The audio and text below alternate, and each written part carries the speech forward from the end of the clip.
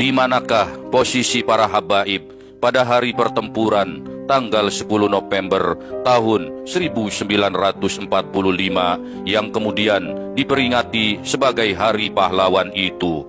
Apakah mereka ikut berjuang dalam perang dahsyat di Surabaya yang menelan puluhan ribu korban di pihak Indonesia tersebut?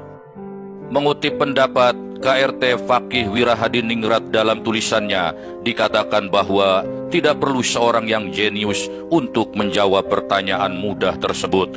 Tidak pula membutuhkan seorang profesor sejarah demi memahaminya. Cukup dengan logika sederhana saja. Inilah logika sederhana yang dapat memberikan jawaban atas pertanyaan tersebut. 1. Kaum Ba'alawi didatangkan ke Nusantara demi kepentingan penjajah Belanda. Mereka 100% naik kapal Belanda, bekerja ikut Belanda, dapat gaji, fasilitas tanah, bahkan jabatan dari Mufti Batavia hingga Kapitan Arab. Dengan demikian, sudah tentu mereka menjadi antek Belanda demi melanggengkan penjajahan atas bumi Nusantara. 2. Para Habib yang mengaku sebagai cucu Nabi, padahal aslinya ras Yahudi Hajari, digunakan untuk mengkooptasi umat Islam agar tidak bangkit mengobarkan perang besar kembali. Pasca perang Diponegoro yang berlangsung dari tahun 1825 hingga tahun 1830, Belanda nyaris bangkrut. Negerinya sempat terpecah belah di Eropa menjadi Belgia, Luxembourg, dan sebagian dicaplok oleh Prusia atau Jerman saat ini. Belum lagi, mereka juga harus menghadapi perang di Aceh yang berkepanjangan, serta di berbagai penjuru Kesultanan Nusantara lainnya. Pada tahun 1832, proyek mendatangkan kaum imigran dari Yaman, negara paling miskin di Jazirah Arab itu, dimulai. Dengan embel-embel mengaku sebagai cucu Nabi, mereka diangkat di berbagai wilayah sebagai sosok mufti yang memberi fatwa jahat dan biadab. Di antaranya yaitu Mufti Batavia Usman bin Yahya yang mengharamkan pemberontakan pada Belanda. Lalu Usman juga menghukumi sesat pada gerakan Toriko karena perlawanan dari kaum Sufi inilah yang paling sulit untuk dipadamkan. Dan tentu saja yang paling terkenal adalah ketika dia mendoakan secara menjilat pada Ratu Belanda Wilhelmina pada hari ulang tahunnya. Sebagai imbalan dari semua pengabdiannya itu, Usman bin Yahya mendapatkan gaji besar, fasilitas mewah, dan medali penghargaan. Selain Mufti Batavia, ada juga Mufti Jawa Timur, yakni Ismail bin Abdullah Al-Atos, yang mendoakan agar Belanda menjajah Nusantara untuk selama-lamanya.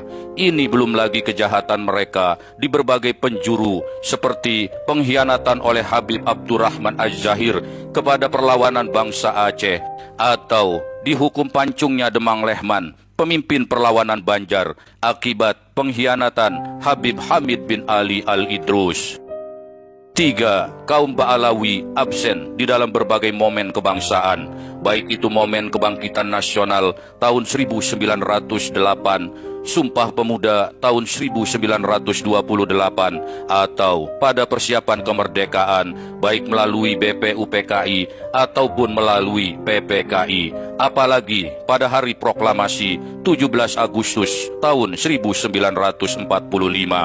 Padahal, menurut sensus yang dilakukan oleh kolonial Belanda, jumlah mereka sudah mencapai 71.335 orang pada tahun 1930, dan sebagian besar terpusat di Pulau Jawa, termasuk Surabaya.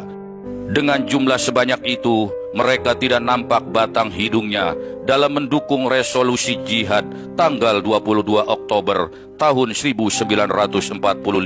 Fatwa yang monumental dari Hadratus Syekh Kiai Haji Hasyim Asy'ari inilah yang mempertegas kebulatan tekad dari umat Islam di dalam mempertahankan kemerdekaan.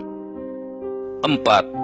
Akhirnya, dampak dari seruan perang suci tersebut, para kiai pesantren dan kaum santri dengan didukung oleh barisan rakyat dan laskar pejuang melakukan perang puputan pada tanggal 10 November tahun 1945 yang dihadapi juga tidak main-main, yaitu pasukan sekutu terdiri dari gabungan pasukan Inggris yang membonceng Belanda, di mana mereka sedang berada di puncak kesombongan dan euforia dengan sebab kemenangannya dalam Perang Dunia Kedua melawan Jerman, Jepang, dan Italia. Dalam perang habis-habisan tersebut, 100.000 gabungan Laskar Pejuang Nusantara dari berbagai daerah bertahan di Surabaya menghadapi bombardir Inggris dari darat, laut, maupun udara. Dari lintasan sejarah heroik tanggal 10 November 1945 tersebut, hingga kini tidak terdengar seorang Ba'alawi tampil ikut berjuang dan gugur di dalam perang tersebut. Lalu kemanakah mereka? Jawabannya adalah mereka ngumpet dan ngungsi sesuai dengan arahan Belanda, mantan juragan